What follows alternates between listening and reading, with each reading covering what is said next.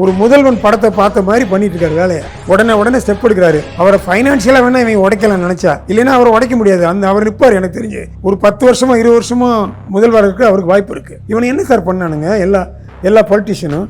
மக்கள் கரெக்டாக மண்டையில் அடிச்சாங்கன்னா டே உட்கார ஓரமா போயின்னு. ராஜ்மோகன் அவர்களுக்கு பள்ளி கல்வித்துறை அமைச்சரா போடுறீங்க, சினிமா துறைக்கும் விளம்பரத்துறைக்கும் அவர் தான் அமைச்சரா போடுறீங்க. அவருக்கு என்ன தகுதி இருக்கு? அவருக்கு என்ன குவாலிஃபிகேஷன் இருக்கு கேள்வி கேட்கறதுக்கு? முதல்ல அவர் ஒரு நடிகர்ங்கிறத தவிர என்ன பண்ணிட்டாரு? அவரு மந்திரியா வந்தாலும் என்ன பண்ணா? லஞ்சம் தானே அடிச்சான். எவனா நல்லது பண்ணான சொசைட்டிக்கு? ஒழுங்கா வேலை பார்த்துருந்தீங்கன்னா ஜெயிச்சிருப்பீங்க. நீ வேலை பார்க்கல, உன்னுடைய தவறை ஒத்துக்காம விஜயை பத்தி நக்கல் பண்ணிக்கிட்டு அவர் பண்ற தப்பு, இவர் பேசுற தப்பு இப்போ ஒரு மாசம் கூட ஆகல. டைம் கொடுக்கணும் சார் எல்லாருக்கும். அவர் பெர்ஃபார்ம் பண்ணுவாரு. அவர் ஆட்சி நிலைக்கு நீடிக்கும். இவங்க சும்மா சொல்லிட்டு இருப்பான், இது 6 மாசத்துல கவரும், 1 வருஷத்துல கவரும் சொல்லிட்டு தான் இருக்கணும். நீ அவங்கெல்லாம் யாரை சப்போர்ட் பண்ணாங்க? நீ நண்பனாரு எதிரியாரு? மக்களால் தானே நீ வாழ்ற. மக்கள் நன்மை பாப்பியா, உன் ஃப்ரெண்டை பாப்பியா? என் ஃப்ரெண்டு என்ன வேணாலும் ஃப்ராட் பண்ணலாம், நான் அவனோட சப்போர்ட் பண்ணிட்டு இருப்பேன். அது என்னங்கடா அது தொழில்? சொன்னாரு எனக்கு பொறாமையில இல்ல விஜய் சொல்றது வேறங்க. அதெல்லாம் நான் பொறாம இருக்கிறேன், நான் கேள்வி கேட்கல. அவரை நீ எங்க பண்ணீங்க மக்களுக்கு? நீங்க சொல்லுங்க. இல்ல எதுவும் பண்ணல, நடிகர் தானே அவங்க, நடிக்கிறாங்க அவங்க தொழிலை பாக்குறாங்க. ரைட்டு. வேற நல்லவன் மாதிரி பேசுறது வேற, நல்லவனா இருக்கிறது வேற. அவர் நடிகர் நக்கல் பண்றதெல்லாம் உடுப்பா. நீ நக்கல் பண்ணிட்டே இருக்க வேண்டியதான். நாங்க 60 வருஷமா இருக்கீங்க, 60 வருஷமா இருந்து என்னது பண்ண? மக்கள் நேத்து கூட பேசியிருந்தாரு, 10 லட்சம் கோடி கடனுக்கு தெரிஞ்சு நீங்க ஏன் வாக்குறுதி தெரியுங்கன்னு கேக்குறாருல்ல. அவனுக்கு என்ன தெரியும் சீமானுக்கு? அவன் உட்காரட்டு போய் ரீல்ஸ் ஆச்சுன்னு சொன்னாரு. ட்ரக் விற்கிற ஸ்கூல்ல ஒழிச்சியா? இதை ட்ரிங்க் அடிக்கிறத ஒழிச்சியா? இல்ல லஞ்சம் வாங்குறத ஒழிச்சியா? ஏண்டா அதெல்லாம் ஒழிச்சியன்னா மக்களுக்கு நல்லது கிடைக்கும். எதையும் நீ ஒழிக்கல. நீ சனாதனத்தை ஒழிப்பேன்னு சொல்லிடுது என்னப்பா நியாயம்? நல்ல ஒரு சூப்பர் ஸ்டார் மாதிரி வருவாரு இப்போதைக்கு இருக்க நடிகர்கள். இப்ப சிவகார்த்தியன் படம் அமரன் 100 கோடி கலெக்ட் பண்ணுச்சு. அடுத்த படம் பண்ணிச்சா? இப்போ இந்த பிரதீப் ரங்கநாதன் ஒருத்தர் வராரு, நடிச்சிட்டு இருக்காரு. அவர் தான் முடிஞ்சு வச்சு அவருடைய கதை. இந்த ஒரு படத்துல ஒருத்தன்கிட்ட இவ்வளவுதான் ஸ்டாக் இருக்கும். அந்த ஸ்டாக் தீந்துருச்சுன்னா அப்புறம் ஒன்றும் வேலை ஆகாது. லோகேஷ் கனகராஜ் எல்லாரையும் அடிச்சு கொண்டு வாழ்க்கையே அடிக்கிறது தானே? பைத்தியத்தனமா மனித வாழ்க்கை அதானே? மனித வாழ்க்கையில் அதையும் ரசிக்கிறாங்க. ஒரு ஆக்ஷன் முட்டாத்தனங்க. அது பண்ணி நீ சொசைட்டியை கெடுக்கிறப்பா. சினிமாங்கிறது பவர்ஃபுல் மீடியம். நீ அந்த மீடியத்துல நீ உனக்கு முடிஞ்சா நல்லது பண்ணு, இல்ல மூடிட்டு போ. நீ கீழ் ஜாதியை பத்தி பேசுவேன், பண்ணி வளர்க்கறது கரெக்ட். அதெல்லாம் பைத்தியக்காரத்தனங்க. நீ சொல்ல வேண்டிய கதையை கரெக்டா சொல்லு. அது எதுக்கு கீழ் ஜாதி மேல் ஜாதின்ற? இயற்கையான டேட்ஸ், பாதாம், பிஸ்தா, கேஷு அண்ட் ஹனி கொண்டு தயாரிக்கப்பட்ட Lion date nut bites. Periyar Maniammai Institute of Science and Technology, Thanjavur. RIAC ranked number 17 in India by IIRF. இப்போ நடிகர் விஷால் அவர்கள் சொன்னாரு, சிஎம் கிட்ட ஒரு கோரிக்கையை வைக்கிறாரு. என்னன்னா, ராஜ்மோகன் அவர்களுக்கு பள்ளி கல்வித்துறை அமைச்சரா போடுறீங்க, சினிமா துறைக்கும் விளம்பரத்துறைக்கும் அவர் தான் அமைச்சரா போடுறீங்க. அவருக்கு என்ன தகுதி இருக்கு? எப்படி நாங்க போய் இந்த விஷயம்னா கேட்கறது அப்படின்னு கேட்கிறாரு. இந்த புக் மை ஷோ, டிக்கெட்னு இந்த ஆப்லாம் இருக்குல்ல சார், டிக்கெட் புக் பண்ணோம்னா பூரா பிடிக்கிறாங்க. தமிழக அரசு அதுக்கு ஒரு ஆப் கிரியேட் பண்ணணும் அப்படின்னு சொல்றாரு. உங்க கருத்து என்ன? அவருக்கு என்ன குவாலிஃபிகேஷன் இருக்கு கேள்வி கேட்கறதுக்கு? முதல்ல அவர் ஒரு நடிகருங்கிறத தவிர என்ன பண்ணிட்டாரு? அவர் நடிக்க வரப்போ தெரிஞ்சுக்கிட்டு தான் வந்தார் நடிக்கிறதுக்கு. ஏதோ முதல் படம் ஓடிடுச்சு, நடிகர் ஆகிட்டாரு. ஸோ எல்லாருக்கும் ஒரு அனுபவம் வேணும். அதுக்காக நீங்கள் மந்திரியை ஒன்றும் அவமதிக்க வேண்டிய அவசியம் கிடையாது. அவர் மக்கள்கிட்ட இருந்து ஜெயிச்சு தானே வந்திருக்காரு. டிஎம்கே 60 வருஷமாக இருந்த ஒருத்தனை ஏற்று நின்று ஒருத்தன் ஜெயிச்சிருக்கான்னா நீ அவனை முதல்ல தள்ளிட்டு அடித்து மரியாதை கொடுங்க. மக்கள் சக்தி தானே அது. அவருக்கு ஒரு தடவை மந்திரியாக வராரு, வர்றன்னைக்கே எல்லாம் தெரியும். காமராஜருக்கு வர்றன்னைக்கு எல்லாம் தெரியுமான்னு? அவர் எவ்வளவு சாதிச்சார், எவ்வளோ நல்லது பண்ணார். கக்கனுக்கு என்ன தெரிஞ்சு? மந்திரியாக வந்ததுக்கப்புறம் அவங்க ஆஃபீஸர்ஸை வச்சு they will learn. Maybe a few months, a few weeksல கற்றுப்பாங்க. எல்லாருமே கற்றுக்கிட்டு மந்திரியாகிட்டு மந்திரியாக வந்தாலும் என்ன பண்ணான்? லஞ்சம் தானே அடித்தான். எவனா நல்லது பண்ணான சொசைட்டிக்கு? அரசியல்வாதி எதுக்கு வர்றான்? நல்லது பண்ணுறதுக்கு. சோஷியல் நான் மக்களுக்கு சர்வீஸ் பண்ண போகிறேன்னு சொல்லிட்டு எவனா சர்வீஸ் பண்ண இருக்கான? காமராஜர் கக்கனை தவிர இருக்கானா எவனாவது? சொல்லுங்கள் சார். நீங்கள் இல்லை சார். இல்லையா? எனக்கு தெரியும், உங்களுக்கு தெரியுதுல்ல. அப்போ நீ மக்களை ஏமாற்றத்தானே வர்ற. அப்புறம் எதுக்கு அவரை நல்லவரை போய் கெடுவ நினைக்கிறீங்க? அவர் ஒழுங்காக விஜய் கரெக்டாக பண்ணுறாரு எல்லாத்தையும். ஒரு முதல்வன் படத்தை பார்த்த மாதிரி பண்ணிட்டு இருக்காரு வேலையை. உடனே ஸ்டெப் எடுக்கிறாரு. அவரை ஃபைனான்ஷியலாக வேணா இவங்க உடைக்கலாம் நினச்சா, இல்லைன்னா அவரை உடைக்க முடியாது. அவர் நிற்பார். எனக்கு தெரிஞ்சு ஒரு 10 வருஷமா 20 வருஷமா முதல்வர் இருக்கு, அவருக்கு வாய்ப்பு இருக்கு. இவனை என்ன சார் பண்ணானுங்க எல்லா பொலிட்டிஷியனும்? மக்கள் கரெக்டாக மண்டையில் அடிச்சாங்கன்னா டே உட்கார ஓரமாக போயின்னு. இப்போ உட்காந்து நீ 1 கோடி தான் வாங்கினேன், நான் 1 கோடி வாங்கினேன்னு சில பேர் பேசுகிறாங்க. இதெல்லாம் கேவலமாக இருக்குது. ஏன்டா உன் மரியாதை நீ ஏன் குறைச்சிக்கிற? உனக்கு எதாவது வாய்ப்பு இருந்தால் நீ ஒழுங்காக வேலை பார்த்துருந்தீங்கன்னா ஜெயிச்சிருப்பீங்க. நீ வேலை பார்க்கல, உன்னுடைய தவறை ஒத்துக்காமல் விஜயை பற்றி நக்கல் பண்ணிக்கிட்டு அவர் பண்ணுற தப்பு, இவர் பேசுகிற தப்பு இப்போ 1 மாதம் கூட ஆகலை. டைம் கொடுக்கணும் சார் எல்லாருக்கும். அவர் பெர்ஃபார்ம் பண்ணுவார். பெர்ஃபார்ம் பண்ணுறாருல. இப்போ பாருங்கள், அங்கே பெரம்பூரில் எனக்கு சும்மா கேள்விப்பட்டதை நான் சொல்கிறேன். பெரம்பூரில் ஒரு ஸ்கூலுக்கு வந்து பிள்ளைங்க ரொம்ப தூரம் நடந்து போண்டிருந்தது. தெரியுமா உங்களுக்கு அது? இல்லை சார், தெரியல. இவர் என்ன பண்ணார், அந்த ஏரியாவில் இருக்கவங்க சொல்லி விஜய்கிட்ட சொல்லி ஏற்பாடு பண்ணி அந்த பிள்ளைங்க கிட்டத்தட்ட 15-20 நிமிஷம் நடக்கணும். இப்போ 5 நிமிஷத்தில் போகிற மாதிரி 1000 பிள்ளைங்க 5 நிமிஷத்தில் ஸ்கூலுக்கு போயிடலாம். அப்படி ஒரு ரூட்டை பண்ணி கொடுத்துட்டாங்க. இது பெரிய விஷயம். இவங்க பண்ணாங்களே இத்தனை வருஷத்தில். காரைக்குடியில் பிரபுன்னு ஒருத்தர் என்ன பண்ணார், ஒரு தெருவில் ப்ராப்ளம் வந்துச்சு. எலெக்ஷனுக்கு முன்னால் நான் சொல்கிறேன். இப்போ ஒரு மந்திரியாக இருக்கார். இவங்கெல்லாம் போய் யாருக்கோ ஃபோன் பண்ணுறாங்க, இந்த மாதிரி தெருவில் உள்ள பிரச்சனை இருக்குது, போக முடியல, வர முடியல, என்னென்னமோ சொல்கிறாங்க. இந்த கட்சிக்காரன் இந்த கட்சிக்காரெல்லாம் ஒரு தினம் ஒன்றும் கிளிக்கலை. பிரபுவுக்கு ஒரு ஃபோன் அடித்தாங்க சாயந்தரம் ஒரு 6 மணி 7 மணி போல். அப்படிங்களா, நேராக வந்தார், இன்ஸ்பெக்ட் பண்ணார், எல்லாரையும் கூப்பிட்டாரு. ராத்திரி அந்த ரோடை போட்டார். அந்த தெருவுக்கே ரோடை போட்டார். அடுத்த நாள் காலையில் பார்த்தவெல்லாம் மிரண்டு போயிட்டான். அப்போ அவர் ஜெயிப்பாட மாட்டாரா? சொந்த காசை தானே போட்டார் அவர். உங்களை மாதிரி கொள்ளடிச்ச காசை கூட அவர் யூஸ் பண்ணல. நீ பிடபிள்யூடியில் 5000 கோடி வாங்கி 4000 கோடி வீட்டுக்கு கொண்டு போவேன், செலவு பண்ண மாட்டேன், அப்புறம் தண்ணி தேங்கி நிற்கிதெல்லாம். உங்களை கரெக்டான கேள்வி எவனும் கேட்க முடியல. எல்லாரையும் என்ன பண்ணீங்க, மீடியா பூரா கையில் வச்சுட்டு யாரையும் சாவடிச்சிங்க. இப்போ மீடியாக்காரங்களை என்ன பண்ண முடியும்? கொஞ்ச நாளைக்கு அவன் எப்படான்னு வைப் பண்ணிட்டு இருந்தானுங்க. ஒரு ரிவல்யூஷன் மாதிரி வந்ததில்லை. இவர் ஒரு வழியாக ஜெயிச்சேன்னு ஒரு 15-20 சீட்டை சேர்த்து ஜெயிச்சிருக்கலாம். அது நான் கடவுளை தான் கோச்சிக்கிட்டேன். கடவுளை இவ்வளோ பண்ணீங்களா, ஒழுங்காக அதை பண்ணணும்ல கடவுள். இந்த என்னை நான் கூட கோச்சு பேசுகிறேன் சமயம், கடவுள் ஏங்க நான் நேர்மையாக இருக்கேன், பொய் சொல்லலை, எனக்கெல்லாம் ஹெல்ப் பண்ண நான் 10 பேர் ஹெல்ப் பண்ணுவேன்ப்பா அப்படின்னு சொல்லி இங்கே உட்காந்து அந்த கோயிலில் பேசுவேன் நான். அந்த மாதிரி விஜய் இவ்வளோ பண்ணாங்க. இன்னொரு 15 சீட்டையும் கொடுத்து தம்பி நீ தான்ப்பா உட்காருன்னு சொல்லியிருக்கலாம்ல கடவுள். ஏன் அவர் அந்த மாதிரி கொஞ்சம் பண்ணால் எனக்கு வருத்தமாக இருக்குது. நல்ல வேலையாக கம்யூனிஸ்ட்காரனுங்க இருந்தாங்க, ஏதோ காங்கிரஸ்க்கு ஏதோ பண்ணாங்க, ஏதோ பண்ணுவாங்கன்னு வைங்க. அவர் ஆட்சி நிலைக்கு நீடி. இவங்க சும்மா சொல்லிட்டு இருப்பான், இது 6 மாதத்தில் கவரும் 1 வருஷத்தில் கவரும்லாம் சொல்லிட்டு தான் இருக்கணும். நீ கவுக்க முடியாமல் என்ன பண்ணணுமோ அவர் பார்த்துக்குவார். அவங்களுக்கு தெரியும். அவங்களும் ஒன்று, அவர் இத்தனை படம் நடிச்சிருக்காரு, அவ்வளோ டயலாக் அவர் எழுதலை, பேசியிருக்காரு. அது பூரா மனசில் இருக்கும் பேசுகிற டயலாக்லாம். அதை வச்சு அவருக்கு எப்படி நடத்தணுமோ நடத்துவார். நீங்கள் வேடிக்கை பார்த்துட்டு இருக்கு தான் வேணும். கமல் சார் சொன்னார் ஓடிடி தளம் வந்து தமிழ்நாடு கிரியேட் பண்ணணும் அப்படின்னு சொல்கிறாரு. தமிழ்நாடு ஓடிடி தளம் இருக்குல்ல சார், அதுவும் தமிழ் சினிமாக்காக தமிழக அரசு வந்து கிரியேட் பண்ணி தரணும் அப்படிங்கிற மாதிரி கோரிக்கை சொல்லலாம். எல்லாமே ஒரு பண்ண முடியுமா எனக்கு தெரியாது. அவங்க ட்ரை பண்ணுவாங்க, ஆனால் அவங்களுக்கு உடனே ரெஸ்பான்ஸ். நீங்கள் சிஎம் செல்லுக்கு அடிச்சிங்கன்னா உடனே ரெஸ்பான்ஸ் வரும். தெரியுமா உங்களுக்கு? பதில் உடனே வரும். We are working on it. ஏதோ ஒன்று சொல்லுவாங்க, I think they'll do it. அதனால் நீங்கள் வந்து சார், இப்போது கமல் சாரோ ரஜினி சாரோ பேசுகிறாங்க, வெறும் வாயில் தானே பேசுகிறாங்க, யாரும் வந்து சாதிக்கலப்பா, மக்களுக்கு எதுவும் பண்ணல. ரஜினி படம் ரிலீஸ் ஆகிற சமயத்தில் ஏதாவது பண்ணுவார் நல்லது மாதிரி, கமல் சார் அது வேறு மாதிரி பண்ணுவார். அவங்கெல்லாம் யாரை சப்போர்ட் பண்ணாங்க? நீ நண்பனார் எதிரியார்? மக்களுக்கு என்ன உன்ன மக்களால் தானே நீ வாழ்கிற. மக்கள் நன்மையை பார்ப்பியா, உன் ஃப்ரெண்டை பார்ப்பியா? என் ஃப்ரெண்டு என்ன வேணாலும் ஃப்ராடு பண்ணலாம், நான் அவனோட சப்போர்ட் பண்ணிகிட்டு இருப்பேன். அது என்னங்கடா அது தொழிலில்? உனக்கு சுயநலத்துக்காக நீங்கள் பண்ணுறீங்கன்னு நான் சொல்லுவேன். இதில் வந்து சொன்னார் எனக்கு பொறாமையில் இல்லை விஜய் சொல்கிறது வேறங்க. அதெல்லாம் நான் பொறாமை இருக்கிறேன், நான் கேள்வி கேட்கல அவரை. நீ எங்கே பண்ணீங்க மக்களுக்கு? ஒரு காரணம் சொல்கிறேன், நான் பாலிடிக்ஸில் வர முடியல, உடம்பு சரியில்லைங்கிறது ஓகே. பட் ஈவன் அதர்வைஸ் என்னங்க பண்ணாங்க மக்களுக்கு தெரியல? நீங்கள் சொல்லுங்கள். இல்லை எதுவும் பண்ணலை, நடிகர் தானே, அவங்க நடிக்கிறாங்க, அவங்க தொழிலை பார்க்குறாங்க, ரைட்டு. நல்லவன் மாதிரி பேசவேனான்ற. நீ நல்லவனாக இருந்தால் 4 பேரை கூப்பிட்டு ஏதாவது பண்ணுன்ற. நான் உருப்படியாக ஏதாவது ஒரு காரியத்தை சாதிச்சு பண்ணுங்க. ஒரு 10 பேர் நான் சைலண்டாக படிக்க வைக்கிறேன், அஜித் குமார் சொல்கிற மாதிரி நான் படிக்க வச்சேங்கிறத விட இன்னும் பெருசாக பண்ணலாமே. அவங்க சம்பாதிக்கிற காசுக்கு பெருசாக பண்ணலாம்ல? பண்ணாங்களா சார்? சொசைட்டி தானே உனக்கு பணம் தருது. நீ என்ன இன் ரிட்டர்ன் நீ என்ன பண்ண அவங்களுக்கு? நாடு உனக்கு என்ன செஞ்சதுங்கிற விடு, நீ நாட்டுக்கு என்ன பண்ண? அப்படி தானே கேட்குறோம். அப்போ நீங்கள் ஏதோ எத்தனையோ மக்களுக்கு ஏதோ பண்ணியிருக்கலாம்ல ஐயா. ஒரு இப்போது ஆந்திராலெல்லாம் ஒருத்தவங்க இருக்காங்க, சில பேர்லாம் கிராமத்தை தத்தெடுக்கிறாங்க. நீ அதான் பண்ணிங்களா? அந்த மாதிரி பண்ண முடியாதா? வர்ற காசுக்கு அழகாக இன்கம் டேக்ஸ் செலவு எழுதலாம். நடிகர் பிரபாஸ் கூட ஒரு கிராமத்தை தத்தெடுத்தாரு. அதெல்லாம் பண்ணுறாங்க ஆந்திராலெல்லாம் சார். தமிழ்நாடு மாதிரி ப்ரொடியூசர் எல்லாரையும் சாவடிக்க மாட்டான், கொஞ்சம் பேர் தான் சாவடிப்பான். அவன் ரொம்ப பேர் வாழும்னு நினைப்பான். அதான் வாழ விடுதான். நார்த்தில் கூட பாருங்கள், சல்மான் கான் என்ன பண்ணார்? டியூப்லைட் படம் ஓடலைன்னா எல்லாரையும் கொடுத்தா காசு திருப்பி கொடுத்தார்ல. அந்த மாதிரி ரஜினி கொஞ்சம் பண்ணியிருக்காரு. இப்போ நான் இன்னும் நிறைய பண்ணியிருக்கணும்னு அவர் நினைக்கிறேன். எனக்கு தெரியாது அவர் ஆங்கிள் என்னன்ற நம்ம கேட்கல. But they could have done better, they should have done பெட்டர்ன்ற. நான் மக்களுக்கு ஏதாவது நல்லதை நீங்கள் பண்ணியிருக்கணும்.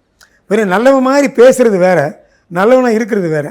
இப்போது தமிழ் சினிமா ஒரு ஷிஃப்ட் ஒன்று ஆகுதுல்ல சார்? ஒருத்தர் பொலிட்டிக்கல் போகிறாரு, இன்னொருத்தர் வந்து ரேசிங் போகிறாரு. அப்படிங்கும்போது மக்களுக்கு வந்து எப்படி பார்க்குறாங்க அந்த சினிமாவை? சார் சினிமாக்காரன் என்ன பண்ணுறாங்கிறத மக்கள் பார்த்துக்கிட்டே தான் இருப்பாங்க. பிகாஸ் அவங்களுக்கு ஏதாவது வாய் மெல்றதுக்கு ஏதாவது மேட்ரு வேணும். அவங்க வாழ்க்கையே சினிமானு தான் ஆயிடுச்சு தமிழ்நாட்டுக்குள்ளே, இந்தியாவுக்குள்ளேயோ.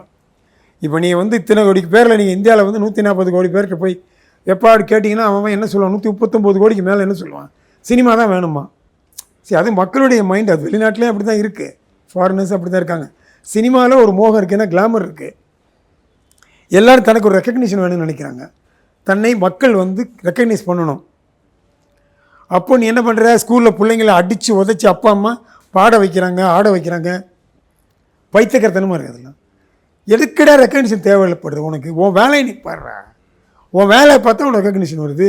நீ உன் தொழில், உன் படிப்புன்னா படிப்பு படி, அதில் ரேங்க் வாங்கு, அதுக்கான வேலையை பாரு.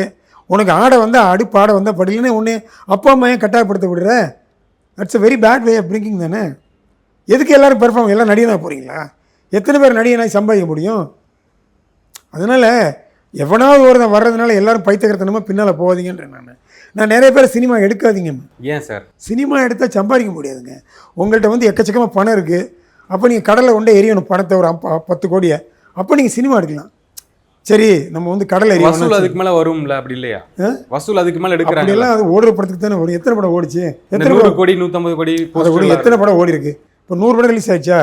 எத்தனை படம் ஓடுது? 2, 3, 4, 4-5 படம் ஓடி. அவ்வளோதான் ஓடும். அவ்வளோதாங்க ஓடும். அதுக்கு மேலே ஓடாது. ஏன்னா ஒழுங்காக படம் எடுக்கிறது இல்லையே.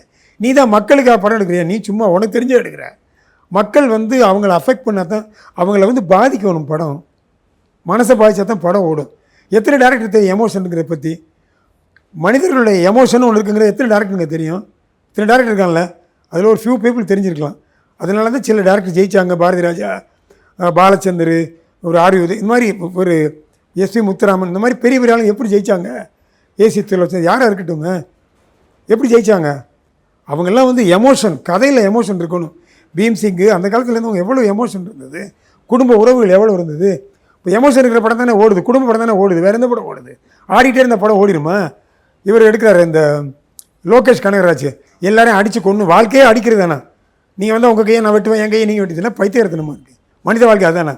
மனித வாழ்க்கையில் அதையும் ரசிக்கிறாங்க. ஒரு ஆக்ஷன் முட்டாத்தனங்க அது பண்ணி நீ சொசைட்டியை கெடுக்கிறப்பா. சினிமாங்கிறது பவர்ஃபுல் மீடியம்.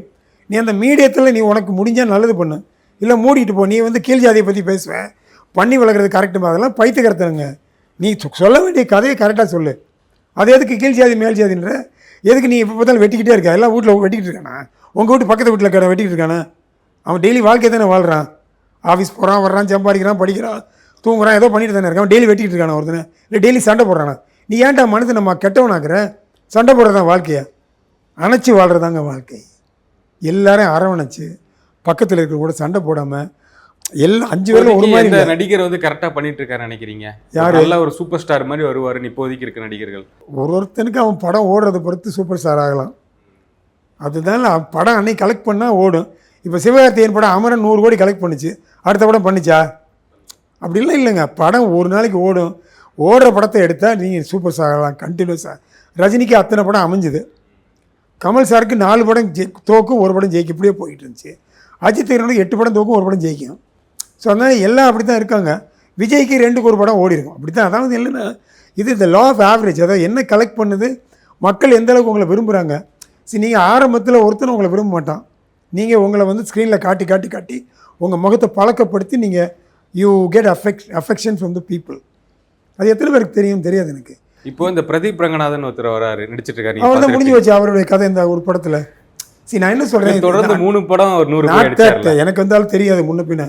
அவரை கிரிட்டிசைஸ் நல்லா வளர்ந்து வந்தார்ல. ஆமாங்க சார். ஒருத்தனுக்கிட்ட இவ்வளவு தான் ஸ்டாக் இருக்கும். அந்த ஸ்டாக் தீந்துருச்சுன்னா அப்புறம் ஒன்றும் வேலை ஆகாது சார். மாபெரும் டேரக்டர் சங்கர், அவர் கேம் சேஞ்சரும் ஒரு படம் எடுத்தார் பார்த்தீங்களா? ஏங்க அவர் சொல்லாத மேட்ரு. இப்போ அவர் சொன்னதை வச்சு தான், இப்போ சுஜாதா எழுதின டயலாக் வச்சு தான் விஜய் ஆட்சி நடத்துகிறாரு. இது முதல்வன் டயலாகை பேஸ் பண்ணி தான் விஜய் ஆட்சி நடத்துகிறாரு. அந்த அளவுக்கு பிரமாதமான ஒரு எழுத்தாளர் சுஜாதா. அவ்வளோ பெரிய படத்தை எடுத்த சங்கர் கேம் சேஞ்சரும் ஒரு படம் எடுத்தார். கொஞ்சம் பேர் தான் பார்த்துருப்பாங்க. அந்த மாதிரி படம் வந்து மனிதர்களுடைய மனசை பாதிக்காமல் சொன்ன மேட்டரே திரும்ப திரும்ப அதே உருட்டிக்கிட்டே இருந்தால் வேலை ஆகாதுங்க. நீங்கள் ஏதாவது எமோஷனலாக ஏதாவது பாசமலரையே வேறு மாதிரி எடுக்கணும், பாலும் படம் வேறு மாதிரி எடுக்கணும். அந்த மாதிரி எடுத்தால் தான் ஓடும். அதெல்லாம் இப்போ மக்கள் பார்க்க ரெடியாக இருக்காங்களா? அந்த மாதிரி பழைய படத்தை பார்ப்பாங்களான்னா இல்லை. அது நீங்கள் பழைய படம் மாதிரி ஆக்ஷன் அந்த மாதிரி தான் இல்லைங்க. ஆக்ஷனுக்குள்ளே நீங்கள் எமோஷன் வச்சிங்கன்னா படம் சூப்பர் ஹிட் ஆகுது இல்லை? டூரிஸ்ட் ஃபேமிலி எவ்வளோ ஆக்ஷன் இருந்துச்சு? வெட்டினாங்களா யாராவது? எனக்கு தெரியல, நான் படம் பார்க்கல. அதில் ஏதாவது ரத்தம் வந்ததா? ஓடிச்சு இல்லை? அதே மாதிரி 2-3 படங்கள் இப்போ பிரதீப் ரங்கநாதன் படத்தில் ரத்தம் வந்ததா? ஓடிச்சுல்ல. ஸோ மக்களை பாதிக்கிற ஒரு மேட்ரு அவர் எடுத்தார். யூத்துக்கு என்ன வேணும்? இப்போது கருணாஸ் மகன் ஒரு படம் எடுத்தார்ல ஸ்கூல் இதை வச்சு, அதில் என்ன வெட்டுறது குத்துறது இருந்தது எனக்கு தெரியாது. இல்லை, ஒழுங்கான கதை, யதார்த்தமான சுச்சுவேஷனில் அது எப்படி பாதிக்குது. இப்போ 96 என்ன இருந்தது? வெறும் எமோஷன். அப்போது எமோஷன் இருந்தால் படம் ஓடும். மக்கள் மனசு வந்து அவள் 1 நம்பர் கொலாரனாக இருந்தாலும் அவனுக்குன்னு ஒரு மனசு இருக்குது. தன் மகளை கொண்டே விட்டால் எமோஷன் இருக்குல்ல, அந்த மாதிரி எமோஷனை பேஸ் பண்ணி படம் எடுத்தால் ஓடுங்க. வெட்டிக்கிட்டே இருந்தீங்கன்னா படம் ஒருக்கா ஓடும், 5 வாட்டி 10 வாட்டி ஓடாது. ஓகே, விஜய் அவர்கள் அரசியல் போய் இப்போ சிஎம் ஆகிட்டாரு, அஜித் அவர்கள் ரேசிங் போயிட்டு இருக்காரு அப்படிங்கிற நம்ம பார்க்குறோம். ஆனால் அவருடைய ரசிகர்கள் நிறைய பேர்லாம் வந்து எப்போ சார் வருவீங்க, படம் எப்போ பண்ணுவீங்கலாம் கேட்குறாங்க. என்ன நடக்கும்னு நினைக்கிறீங்க? விஜய்ங்கிறவர் வந்து ஒரு ஸ்டேஜில் இருக்கார், அவர் வெளியே பெரிய உயரத்தில் இருக்கார். இனிமேல் நீங்கள் அவர் ஒன்றும் எனக்கு தெரிஞ்ச அவர் நடிக்க வாய்ப்பே கிடையாது. அவர் தான் கண்டினியூ அவர் சிஎம்னு சொல்லிட்டுறேன். இவனுங்க விட்டாலும் விடலைன்னாலும் இப்போ இவங்க ஆட்சியை கவுத்தாலும் அவர் தான் மறுபடியும் எலெக்ஷன் ஜெயிப்பார். ஏன்னா மக்கள் மனசில் இடம் வாங்கிட்டார். அவர் நடிகர் நக்கல் பண்ணுறதெல்லாம் உடுப்பா. இந்த ஒரு 10-20 நாளைக்கு என்ன பார்த்தா அவரை ஒரு ஒரு மெச்சூர்டு ஒரு தலைவனாக பார்த்தியா? அவர் வேலையெல்லாம் பார்க்குறாரா? ஃபைலை பார்த்து சொல்கிறாரா? அவருக்கு பணம் இல்லை, அதை மீறி அவர் பெர்ஃபார்ம் பண்ண போகிறாரு. அப்போ நீ என்ன பண்ணுவேன்? நீ நக்கல் பண்ணிட்டே இருக்க வேண்டியதுதான். நாங்கள் 6 வருஷமாக இருக்கீங்க, 6 வருஷமாக இருந்து என்னது பண்ணேன்? சீமான் நேத்து கூட பேசியிருந்தாரு, 10 லட்சம் கோடி கடனுக்கு தெரிஞ்சு நீங்க ஏன் வாக்குறுதி தரீங்கன்னு கேட்கிறாருல்ல. யாரு கேட்குறவன் கேட்டு போட்டிருப்பான் சார். அவனுக்கு என்ன தெரியும் சீமானுக்கு? அவன் உட்காரட்டு போய் சார் எல்லாமே ஹாட் சீட்டுங்க. பாலிட்டிஷியனை பற்றி நான் கூட கிரிட்டிசைஸ் பண்ணலாம். நான் பாலிட்டிஷியன் ஆனால் தான் எனக்கு நல்லது கேட்ட தெரியும். தலைவலியும் காய்ச்சலும் தனக்கு வந்தால் தான் தெரியும். பாலிட்டிஷியன்ஸுக்கு பிரச்சனை இருக்கலாம், அவங்க லஞ்சம் வாங்க வேண்டிய நிர்பந்தம் இருக்கலாம். ஆனால் அதை ஒரு லிமிட் பண்ணுன்ற நான். நீ எவ்வளோடா லஞ்சம் வாங்குவே? 1000 கோடி 2000 கோடி 3000 கோடி என்னங்கடா கணக்கு? டே ஏதோ ஒரு லிமிட்டில் நிறுத்துறேன். ஓகே, என் குடும்பத்துக்கு எவ்வளோ வேணும்? 5 தலைமுறை 1000 கோடி. ஓகே நிறுத்து. நாளையிலேருந்து நான் வாங்க மாட்டேன் லஞ்சம் பண்ணுன்றேன் நான். பண்ணல நீ ஒருத்தனும் பண்ணியிருந்தா நீ இப்போ ஜெயிச்சிருப்பில்ல. நீ இப்படியே அடிச்சு தானே தோற்று போயிட்ட. நீ எவ்வளோ கொடுத்தீங்க ஓட்டுக்கு தெரியுமா? எங்கள் ஊர்லலாம் எங்கள் வீட்டு டொமஸ்டிக் எய்டுக்கு என்ன பண்ணாங்க? 2000 ரூபா கொடுத்தாங்க. இன்னொருத்தன் 1500 ரூபா கொடுத்தான். அவங்க பையங்க 18 வயசு ஆனவங்களாம் 3500 வாங்கின்னு நான் அன்றைக்கி தான் ட்ராவல் பண்ணேன் கிராமத்துக்கு. ஒரு 15 பேர் சொல்கிறான் பணம் கொடுத்துட்டாங்கன்னு. எனக்கு கேவலமாக இருந்தது. ஆனால் அதை மீறி விஜய் ஜெயிச்சார்ல, 10 பைசா செலவு பண்ணல. அவர் பாடு செவனேன்னு தன் வேலையை பேரை சொல்லிவிட்டு நல்ல உறுதி பண்ணிவிட்டு தன்னுடைய பொசிஷனில் இருந்தார், ஜெயிச்சார். அப்போ நீ பணம் கொடுத்து ஜெயிக்க முடியாதுங்கிறத முதல் முறையாக தமிழ் நாட்டு மக்கள் வெறும் நீ இது குவார்ட்டருக்கும் பிரியாணிக்கு நான் ஓட்டு போட மாட்டேன்டா, அதுக்கு ஓட்டு போடுறான் 1 கோடி பேர் இருக்கா இன்னுமா? அவன் போட்டான்ல. உதயநிதி சொன்னார்ல நாங்கள் 1 கோடி ஓட்டு வாங்கிட்டேன்னு. ரீல்ஸ் ஆச்சுன்னெலாம் சொன்னார். எனக்கு வந்து எதிர்கட்சி தலைவர்னு எதிரி கிடையாது. அவருக்கு 50 வயசாச்சு, அவருக்கு கொஞ்சம் மெச்சூரிட்டி வேணும். இது வந்து ஒரு அரசியலில் இருக்க நீ வந்து சனாதனத்தை ஒழிப்பேன் அது இதுன்னு சொல்கிற. ஏப்பா நீ மந்திரியாக இருந்த, நீ எதை ஒழிச்ச? இது ட்ரக்கை ஒழிச்சியா? ட்ரக்கு விற்கிற ஸ்கூலில் ஒழிச்சியா? இதை ட்ரிங்க் அடிக்கிறத ஒழிச்சியா? நீ வந்து இந்த டிஎம்கே காரம் பூரா இது வச்சுருக்கான்ல, இது டிஸ்டிலரி வச்சு விற்கிறாங்களே சாராயம் பியர்லாம், அதை ஒழிச்சியா? ஏன்டா அதெல்லாம் ஒழிச்சியன்னா மக்களுக்கு நல்லது கிடைக்கும். இல்லை லஞ்சம் வாங்குறத ஒழிச்சியா? எதையும் நீ ஒழிக்கலை. நீ சனாதனத்தை ஒழிப்பேன்னு சொல்லிடுது என்னப்பா நியாயம்? எனக்கு சங்கடமாக இருக்காது. அதான் மொழி if I know I talk to, நான் தெரிஞ்சால் நேர தம்பி இது மாதிரி பேசாதீங்க தம்பின்னு சொல்லிட முடியும் என்னால். அவர் வந்து பேசுகிறது தான் சார் பேசணும். எதையாவது பேசி அவரையும் அவமானப்படுத்திக்கிறான்னு எனக்கு தெரியல. மக்கள் வந்து முட்டாளாக இருந்தானுங்க 40-50 வருஷமாக. இப்போ அவன் கொஞ்சம் கொஞ்சம் திருந்துறான்ல, படித்தவெல்லாம் வந்தான்ல, யூத்தெல்லாம் ஓட்டு போடலாம், அவெல்லாம் உன்னை பற்றி மதிக்க மாட்டான்ல. அப்போ நீ ஃப்யூச்சரை பண்ணணுன்னு என்ன பண்ணணும்? அதை விட்டு 1000 வேலையை பாருங்கப்பா.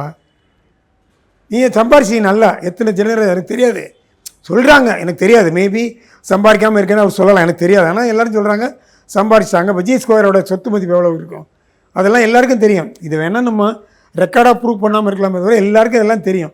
Not that you can fool everybody, you cannot fool all the people all the time. So everybody knows இதுதான் நடக்குதுன்றது. இதை மீறி நீ எதுக்காக உன்னை பற்றி அவமானப்படுத்திக்கிற? செவனேன்னு போனமா சில உட்காந்தான் கேட்க வேண்டிய கேள்வி கேட்டு உன்னுடைய ஃப்யூச்சரை வந்து கரெக்ட் பண்ணுறதுக்கு என்ன நியாயமா? இத்தனால நீ பண்ணலப்பா நியாயம், நான் ஒத்துக்கலாம். நீ அதை ஒத்துக்கிட்டு நான் திருந்துறேன்னு சொல்லி திருந்தலாமே. மறுபடியும் நான் 1 கோடி ஓட்டு வாங்கிட்டேன், எனக்கு உன்னை பிடிக்காத ஆள் 1 கோடி பேர் இருக்கான், மறுபடியும் அவனை போய் கிடத்தானே தெரியும் பிடிக்காத இல்லை. அவன் பிடிக்காம ஓட்டு போடலை, நீ கொடுத்தா லஞ்சத்துக்கு ஓட்டு போட்டிருப்பான், இல்லை அவனுக்கு பெனிஃபிட்டாக இருக்குன்னு ஓட்டு போட்டிருப்பான், அவன் சாராய கடை வச்சுருப்பான், அது வியாபாரம் ஆகுது, என் தொழில் கெட்டு போகணும்னு ஓட்டு போட்டிருப்பான். அப்படி ஓட்டு போட்டிருப்பாங்களே தவிர உன்னை வந்து விரும்பியோ இல்லை விஜயை வெறுத்தோ ஓட்டு போடல. அவன் ஏதோ விருப்பத்தில் ஓட்டு போட்டான். அதுக்காக நீ வந்து நான் 1 கோடி வாங்கிட்டேன், நீ ஒன்றும் சரியில்லைன்னு முதல்வரை நீ சொல்ல முடியாது. அவர் பெர்ஃபார்ம் பண்ணலைன்னா 6 மாதம் ஒரு வருஷம் கழிச்சு நீ கம்ப்ளைண்ட் அடி, இன்றைக்கி ஏன் பேசுகிறீங்க அப்படின்னு நான் வருத்தப்படுறேன். அவங்கவுங்களா பார்த்துருந்தோம். நம்ம பெரிய அட்வைசர் கிடையாது சார். நீங்கள் வந்ததுனால நான் மீடியாவில் பேசுகிறேன். எனக்கு தெரிஞ்சதை நான் ராங்காக இருந்தால் கரெக்ட் பண்ணிக்கிறோம், நீங்கள் ரைட்டாக இருந்தால் ஒத்துக்கிறோம், அவ்வளோதான். Okay sir, thanks for the interview sir. நன்றி சார்.